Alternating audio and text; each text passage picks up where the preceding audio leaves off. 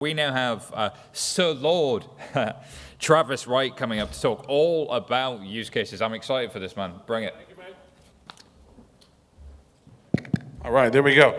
All right, so I'm going to be going over a lot of use cases today around NFTs that are not very fun cartoon JPEGs. So this should be interesting here. All right, there we go. So he did mention Sir Lord Travis Wright. That is because I am a Scottish landowner. I own 1 whole meter of land, which is very nice. I'm going to actually go up there afterwards today, go take a proper piss on it and get that territorial, so let people know this is mine, actually. And also, someone liked our show. I host the Bad Crypto podcast, and someone liked our show at Sealand, and they knighted us. So it's official. I know it's official because I got certificates and everything. So it's definitely official. All right. Who am I? What have we done? Where have we been? So I am the co-host of the Bad Crypto podcast with Joel Comm. And we've done a lot of stuff. We are the first podcast to ever talk about NFTs back in 2017.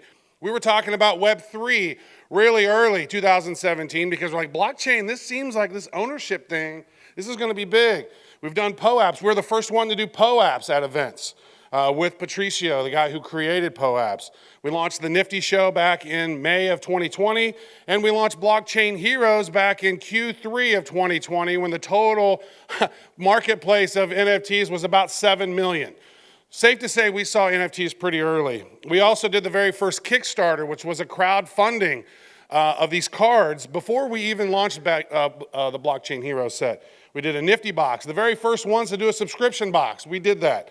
Blockchain Heroes 2, we advise these projects, and we're working on some other stuff as well. So notice up there, we did not advise any of these companies. Luna did not advise them, did not advise Celsius, none of those. So we're keeping it real. Now, I have a resource for you guys. I want you guys to go away with something great. And so what I've done is I've compiled something that is very valuable. It is every PDF that I can find from every top consulting firm in the world around NFTs, Web3, and the metaverse. And it's right here. If you guys want to take a photo of this and snag this thing, I'll get out of the way. This right here is great. What you can do is take these PDFs, put them into an app called Speechify. It will do AI analysis on this. It will process it and then read it to you in whichever language you want. So pretty handy. Good plane ride home thing. So Linktree, Future of NFTs. Also, if you guys haven't had a chance to grab this book, Elise Sam is a friend. She's wrote the Nifty Encyclopedia. She's still working on it. So if you're doing something really cool, reach out to Elise Sam and let her know. You guys can get in the book. So Future of NFTs, AI, Web3, right? All this stuff. And then there's these things, the play to earn, the GameFi, all that stuff. I just did this because it looks fancy, really, basically. Look at that. Isn't that fancy as shit? That is so fancy. All the words, some of you didn't know before you got here, but actually you guys are all advanced, so many of you have seen these. So we talk about the evolution of the web. I'm going to do this real quick because this is actually a 45-minute keynote that I've condensed into 10 minutes. So we're on a roll. Let's go. So Web 1, you could go and read it. You can go to Yahoo and go check it out and look, wow, that's great. Web 2, you can read it. You can also write on it, right? We got social media. Now, Web 3 is you can own it, which is very valuable. It's pretty cool. And what we love most about are these smart contracts. And I want you guys to think about smart contracts, not in the traditional sense of legal contracts, but in the sense of it's a little smart computer that can do anything that you can imagine it to do. If this, then that, right? NFTs. And there's a lot of things you can do with NFTs. So here are 12 of the use cases, but I actually have about 20 use cases that I'm going to go through with you guys today. And I'm going to go through quick. And if you have that link tree, my presentation's actually on there so you can go through that. So we're going to talk about all of these today. First of all, love the royalties, right? The fact is that with NFTs, a percentage of it goes back to the creator.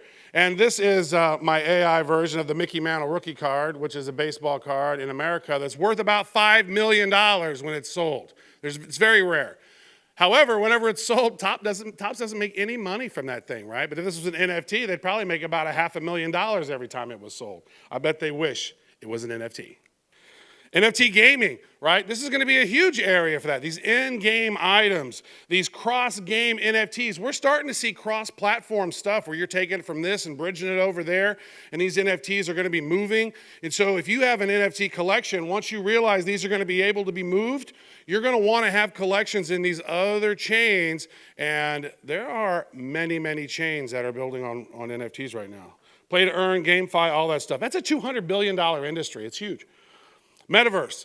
This is a very big space as well. When you talk about the spatial web, and don't just think about the metaverse is one verse of all of them, right? We're not there yet. We're still in virtual worlds lands, right? It's like, oh, look at this virtual world. We got a virtual world. Let's put them all together. That's not a metaverse yet, right? So we've not seen a true metaverse, but we are in Web3. Spatial web is going to be huge, especially when Apple drops those goggles. You know they're going to drop some AR goggles eventually, and those things are going to be badass, and it's going to change the game. And so you can already think about how these NFTs are going to apply to that world. Membership access. You have this card. We did this back on Wax back in the day, where you could literally identify. We give somebody a card with the nifty box. Here's your membership card. Now that we know which membership card you have, we can drop you an NFT based on what we know about you. And we know this is only going to last for a year, so you're going to get these NFTs for the course of a year. And my partner Joel, he is Mint Master Joel over there. He's been minting NFTs, like he's in the code, all doing stuff, dude. Joel's killing it. Membership access is really a huge space. Ticketing and events. I think this might be the biggest one, right? The best sports game I ever went to. My ticket stub is a piece of shit that I printed out on the printer. Like, are you serious? Like, this is horrible.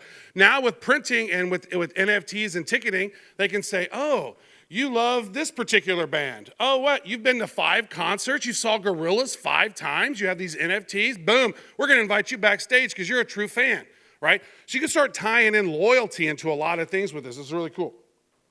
Identity and passports. Think of this. They are unforgeable. Right? These NFTs, if they come from an official source, they're unforgeable. Why do I need to bring my paper thing and get it stamped now? Which you actually don't need to do in Heathrow, which was amazing. I scanned my thing. It knew it was me. That was awesome. Otherwise, I got to go and get a stamp, and I'm running out of pages for stamps, frankly. Digital and physical art. Obviously, this is one of the big ones. Everyone's talking about this. If you notice, all of my slides are in AI. I actually used AI to create every piece of artwork on here. And when the Queen passed away, rest in peace, I did create some really cool Queen funeral NFTs, which was fun. Music and film. This is such a big one, right? Because you have an album you can release as an NFT. You know which fans have it. Actually, I purchased some from Snoop Dogg when he released his NFTs. His tracks were going for $5,000 a piece on Gala. I was like, what? So I bought those. It went up to $6,000. I'm like, I need to get rid of these because I don't think this is worth quite this much. Gots to go. But think about the film. Think about when you're talking about film plus NFTs plus spatial web.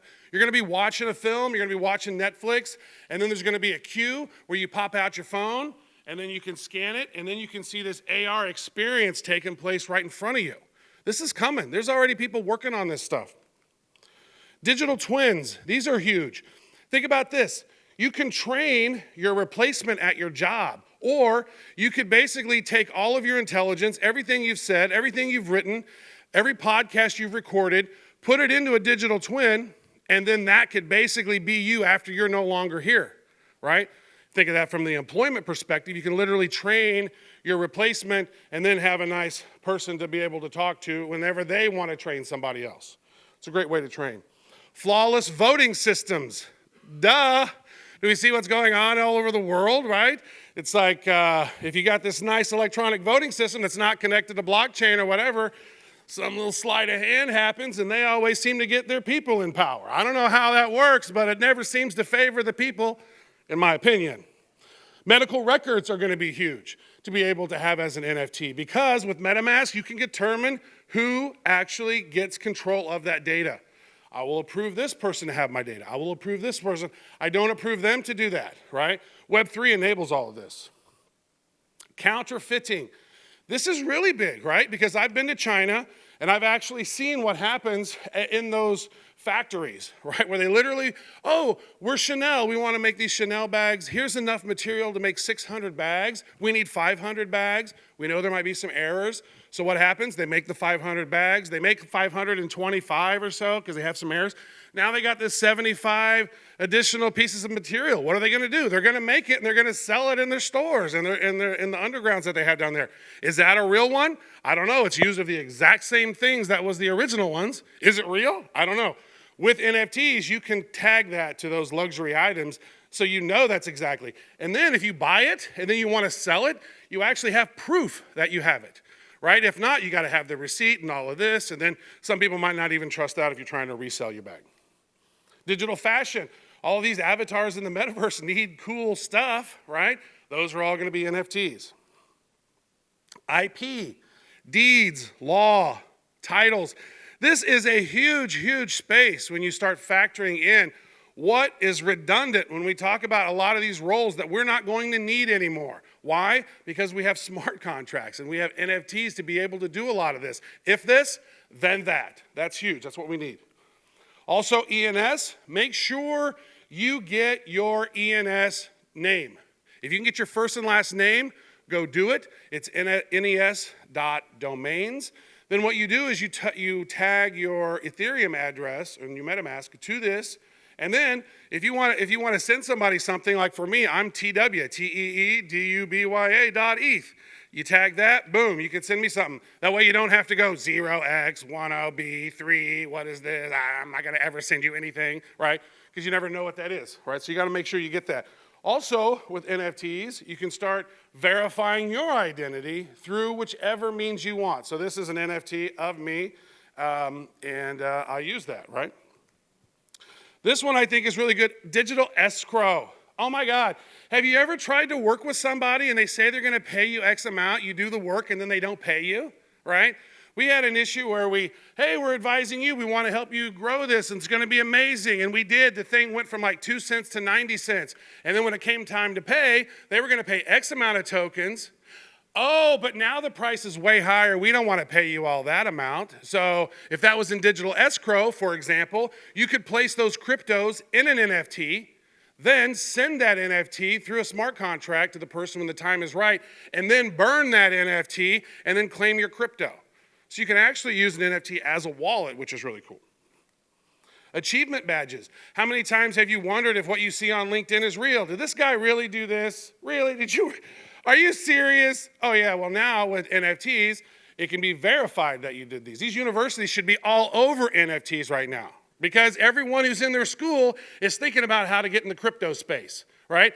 Everyone who's going to computer science, they're looking into the crypto world. How can they do this? How can I be a part of this? So they should start adopting NFTs in the overall achievement process. Decentralized autonomous organizations, DAOs.